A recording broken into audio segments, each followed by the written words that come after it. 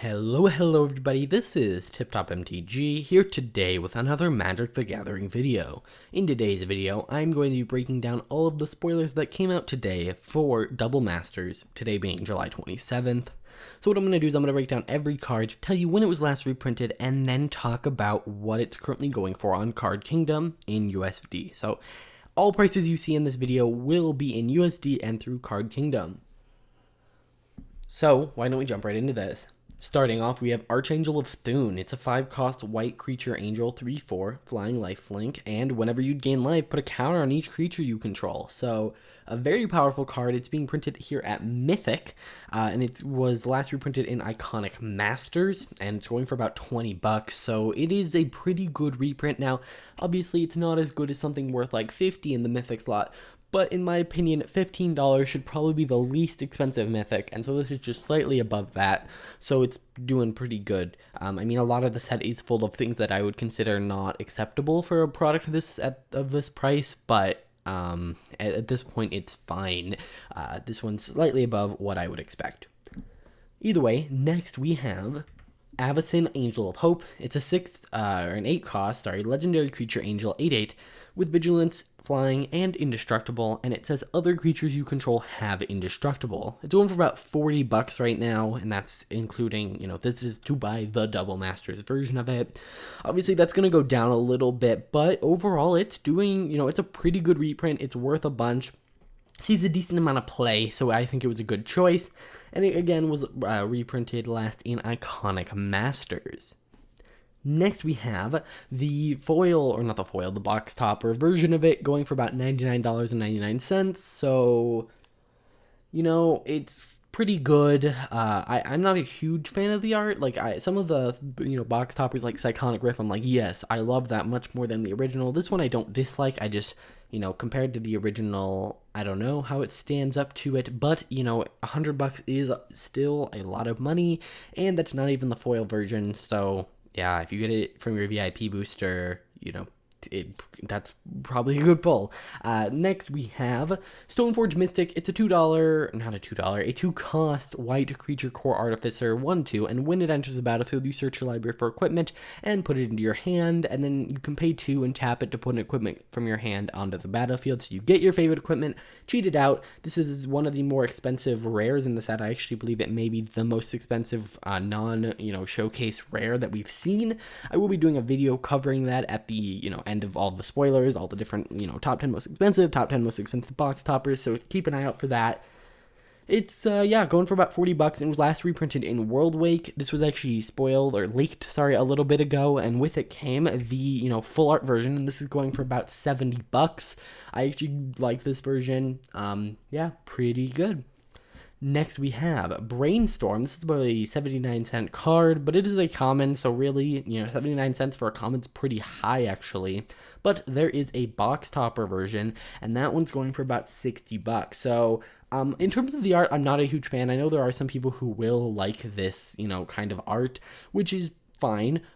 It's just not my thing. Now, it's nice, it's weird to see that these commons that are being, turned into box toppers are actually worth more than some of the non-commons, and that's just because all of the commons and uncommons that they've chosen see a lot of play, and, a card seeing play is probably more important for, promo versions than just pure cost. So, yeah, pretty good to see a new version of this. Next, we have Death's Shadow. It's a 1-cost black creature avatar, 13/13, and it gets -X, where X is your life total. It is from Modern Masters 2017, and it's a $3 card. Not a amazing card. There are some, fun, janky things you can do with this, but overall, it doesn't seem... it seems like what I would consider a bare minimum print for Double Masters. Like $3, $2 to $3 should probably be the least expensive rares in the set. Obviously, that's just my opinion, because they're going to drop to about $1 in price. And, it sucks to get 2 $1 cards from your $15 booster. So I feel like that should be the bare minimum. So yeah, that's all I really have to say about this. It really also doesn't fit that well into any of the other themes that I've seen from sets, or from different ones, so I don't know why this one was exactly included, because obviously each color combination has a different theme within Limited, but I just don't see where this one's supposed to fall. Next, we have a Ravenous Trap. It's a 4-cost black instant trap, and if an opponent had 3 or more cards put into their graveyard from anywhere this turn, you may pay 0, and then you exile all cards from target player's graveyard. So the idea is, oh, someone's comboing off using their graveyard, poof, you can use this to stop them even with no mana. But this is a really weird choice because, well, first, I'd be fine if this card was in here. Reanimator is a theme. But my bigger issue with it is that, first off, it's a 35-cent rare. My second issue with it is that it's a rare. It has been printed twice before, as a mystery booster foil and as, in some set before, and both of the times they were uncommon. Then, in that other set, a, standard priced set, it was an uncommon. Then for a $15 booster, they're like, hey, let's bump it up to rare. And I get that this may have been for limited reasons, but it doesn't make any sense to me. Why would you do that? I dislike this choice majorly. Next, we have Geth, Lord of the Vault. It's a 6-cost black legendary creature zombie mythic 5/5 intimidate, and you can pay X in black and put target artifact or creature card with converted mana cost X from an opponent's graveyard onto the battlefield under your control tapped. Then that player mills X cards. This is a 99-cent mythic. I was saying that rares, the minimum for rares should be $2 to $3, and yet we have this mythic coming in here at 99 cents. This should have been downgraded to common, or not common. Wow, that would be kind of ridiculous. This should have been downgraded to rare. I don't get why they decided that they wanted to keep this at mythic. It's way too cheap. This was an awful inclusion, and I get, this is, it can't be blocked by things except artifact creatures, but there's lots of artifact creatures, so it's not even that good in a limited environment, except for the fact that you can resurrect your artifacts, which is a theme that black has. But just, why is this a mythic? Next, we have Tuk Tuk the Explorer. It's a 3-cost red legendary creature goblin, 1/1 with haste, and when it dies, create a 5/5 artifact. Cool. This was last reprinted in Commander Anthology Volume 2. Guess what? It's a 35-cent rare. This video started off really positively with abasin and all these awesome cards. We even had, Stoneforge Mystic, which is a high-value rare, but then we just get into these cards and they're just all atrocious. 35-cent rares, 99-cent mythics, just... this is, every time one of these pops up, my, thinking the set is good goes down and down, and we'll really have to see the end product, but right now it's just not looking that great. Obviously, I'm not part of the MTG finance community, so maybe I'm not missing something, but maybe, some people value this differently, but just from my perspective, they're choosing really bad cards. 35-cent rares aren't good for anyone. They're not good for the people trying to make money, and they're not good for people wanting the price of a card to go down because the card is already so cheap. Next, we have Goblin Guide. It's a 1-cost creature goblin scout with haste. It's a 2/2, and when it attacks, defending player reveals the top card of their library if it's the land card that player puts it into their hand. So I'm pretty sure this is really popular in a red deck in either Modern or Legacy. I'm pretty sure it's Modern. It's going for about $10 right now, and it was last reprinted in Modern Masters, so I'm going to assume it was Modern. So yeah, pretty good to see this card. This is about where I like to see the rares. $10 is a pretty good rare. Obviously expect it to drop down to 8, and then that price pays for about half a pack, so that's looking pretty good. But guess what? There's a showcase version of this going for about $60. It's one of the lower showcase cards, but it is a rare and it's not that low, so it's looking pretty good. Not bad. Next, we have Blood Moon. It's a 3-cost red enchantment, and it says non-basic lands are mountains. This is a devastating card to play against, and especially in Limited, where you will not have the tools, although in Limited also you're running mostly basic, so it doesn't really matter. So in Limited, against, I guess, the right opponent that drafted a bunch of non-basics, this may be devastating, but generally there's going to be too many basics for this to be good in Limited. It also really doesn't fit the artifact theme that well, but it was last reprinted in Masters 25, and now it's going for about $12, which is, I would say, an above average rare. So that's pretty good. And by the way, similar to Goblin Guide, there is a showcase version of this, and I actually really like the art on it. It's going for about $80. Again, this card does see a decent amount of play, and it's just pretty good, and I like the art. Next, we have Liege of the Tangle. It's an 8-cost green creature elemental with trample, and when it deals combat damage to a player, you may choose any number of target lands you control and put an awakening counter on each of them. Each of those lands is an 8/8 green elemental creature for as long as it has an awakening counter on it. They're still lands. Okay, that was a little bit of weird wording, but whatever. It's $2, which is an unfortunate. That should be the bare minimum for rares. Fine, you can have dud rares. Scars are Mirrodin. I just hate that like half of the rares are dud rares, or even more. So yeah, not gonna be great in limited. I mean, it can be great in limited because the lands have been here, so they don't have summoning sickness, so you can just swing right away and probably get lethal. So this is probably an I win the game card because you probably have at least 8 lands, but you probably just tapped them for liege. So it's probably not an immediate I win, but it's a deal with this now or you lose kind of card. For limited, that's not awful. And just if anyone wants this card, it'll be nice to see it drop down to about 50 cents. Next, we have Mana Reflection. It's a 6-cost green enchantment, and if you tap a permanent for mana, it produces twice as much. Obviously, this is the doubling theme, and this is part of the doubling, or the reflection cycle, which we've seen a decent amount of. Now, Wound Reflection is a very popular and expensive card, if I remember correctly, and that one hasn't been revealed yet. I would be very surprised if it wasn't printed. But this one's going for about $20, so this is a definitely above average rare. Pretty good to see this one, and that makes me happy. These are the kind of cards that I want to see included, not the 35-cent tuk-tuks. Next, we have Avenger of Zendikar. It's a 7-cost green creature elemental, and when it enters the battlefield, create a 0/1 plant for each land you control, and then it has landfall. Put a +1/+1 counter on each plant creature you control. So this can, again, be an I win card. It is a mythic going for about $9. That's a little lower than I would have liked, but I mean, for limited reasons, you kind of do have to put this one at mythic. I mean, I'm not sure. This is a little weird, but yeah, $9 is a little low for a mythic, especially saying it's going to drop, but at least it'll pay for half the pack. It's just not one of the mythics you're really going to want to pull. Next, we have Hidden Stockpile. This was leaked a little bit yesterday. It was white and a black for an enchantment with Revolt, and at the beginning of your end step, if a permanent you control left the battlefield this turn, create a 1/1 colorless servo artifact creature token, and you can pay 1, sack your creature, and scry 1. What's interesting here is that you can sack your, if right before your end step you sacrifice a creature, then boom, a permanent you control left the battlefield, you create another colorless servo. So that's kind of interesting. Next, we have Savage Born Hydra. It's an X red green creature Hydra 0/0 with double strike, and it enters the battlefield with X +1/+1 counters on it, and you can pay 1 in a green or a red and put a +1/+1 counter on it, and you can only do that at sorcery speed. This card is insane. The double strike on it makes it crazy. It was last reprinted in the Ravnica Allegiance guild kits, and it's about a 50-cent rare, which again is very, very disappointing.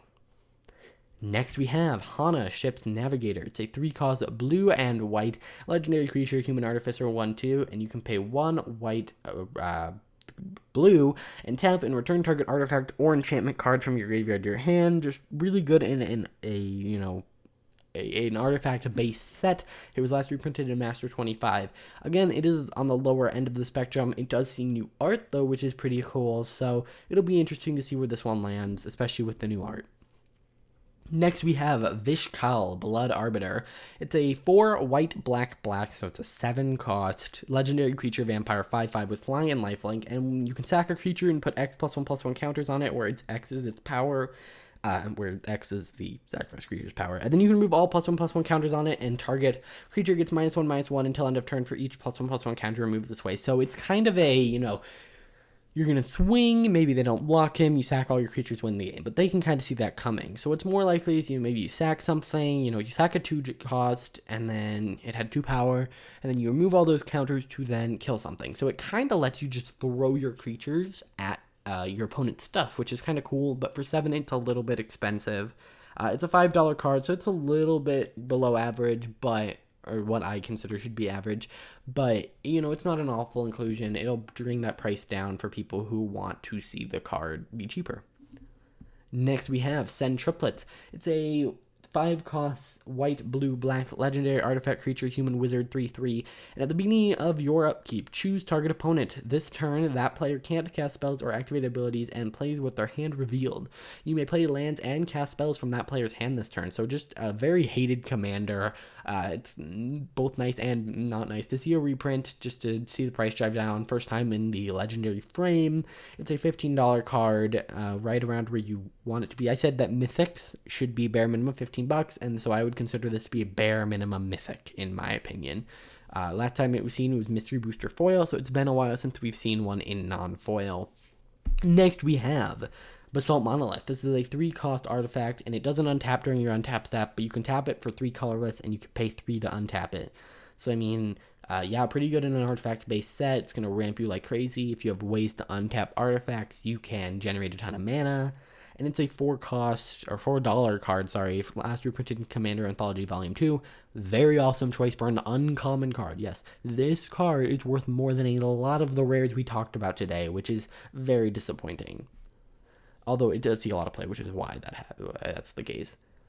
Next we have Ratchet Bomb. It's a 2-cost artifact, and you can tap and put a charge counter on it, and tap and sack it to destroy each non-land permanent with converted mana cost equal to the number of charge counters on Ratchet Bomb. Yeah, it's kind of like a Blast Zone, but on an artifact, slightly better. You don't have to pay for counters, but also you can't put a bunch of counters on at once. It's a 50-cent rare. Again, disappointing, and I wish they would, try to stick a little higher. Like, go with at least $2 cards. Boom. That, I don't feel like you'd have as many people complaining if that was the case. And it really gets the cards that need to be reprinted. Next, we have Lightning Greaves. It's a 2-cost artifact equipment, and it says equipped creature has haste and shroud, and you can equip for 0. These are awesome cards. It's nice to see this art. Sometimes they use this art, sometimes they use other art. It's a $4 card, but there's also, this is an uncommon that has a rare version of the equipment, and it's going for about $60. In terms of the art, I don't hate it. It's interesting to see the full art version, but again, it's another uncommon that sees a lot of play, especially in Commander. It's nice to see it, get a borderless version. So far, all of the commons and uncommons they've picked have been highly played ones, which is what brings up the price. Next, we have Batterskull. It's a 5-cost artifact equipment living weapon, and an equipped creature gets +4/+4 and has vigilance and lifelink, and you can pay 3 and return it to its owner's hand, the Batterskull, and you can equip it for 5, which means, by the way, if you return Batterskull to its owner's hand, you then have to replay it for 5, which it'll recreate a black germ token. So it's kind of a, oh, they're about to board wipe, return it back to hand, I can, recast it for 5. I don't know. Either way, it's what I would call a bare minimum mythic, $15. Last reprinted new Phyrexia, but there is a showcase version of it, and that's going for about $100. And the art on this looks amazing. I love it. Overall, pretty good card. Next, that's it, actually. So we have so what I do at the end of every video is I talk about the showcase cards, and I kind of give the numbering of them. So last time with the Stoneforge Mystic Leaf, they didn't show the collector number, so we didn't know. But now we know officially that it goes right after Council's Judgment. We have Abasin, which confirms that there are no more showcase planeswalkers. Brainstorm goes right before Cyclonic Rift, so we've seen a lot of new cards here. In terms of this next page, we have Blood Moon and Goblin Guide being added, getting rid of a giant space in the cards, making it a little bit less, obvious what can be where, or more obvious, what can be where. I know Thoughtseize is going to be one of these cards because it was spoiled on the back of some packaging.